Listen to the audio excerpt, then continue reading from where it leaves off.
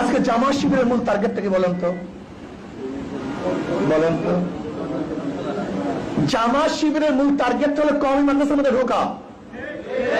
ওরা হাজার হাজার কোটি কোটি টাকা ইনভেস্ট করতেছে তোমাকে আমাকে কেনার জন্য, এবং সাকসেসও বটে। সাকসেস হয় না তা নয়, সাকসেস কওমি মাদ্রাসার এমন কিছু লোকদেরকে তারা যে পুটিয়ে হোক না কেন কন্ট্রোল করতে পারছে। ওই জামাতের ভাষায় তারা কথা বলে। একমাত্র এতদিন পর্যন্ত ওই হাজারো চেষ্টা করার পরেও এই জামাতের মনে হয় বয়স 82 বছর, না 82 না? এই 82 বছর পর্যন্ত কওমি মাদ্রাসায় ঢুকতে পারে নাই।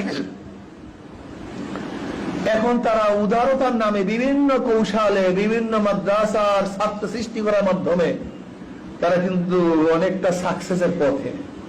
কি কথা ঠিক না?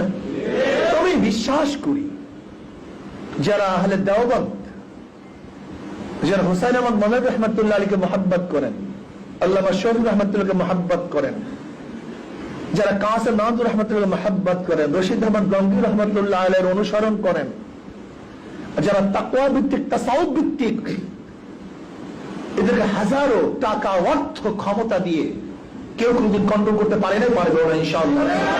কেউ কোনদিন পারে নাই, পারবে না, কেউ কোনদিন না। এরা ক্ষমতা অর্থকে লাথি মারে, এরা দিনকে প্রাধান্য দেয়। বিশ্বাস আমার।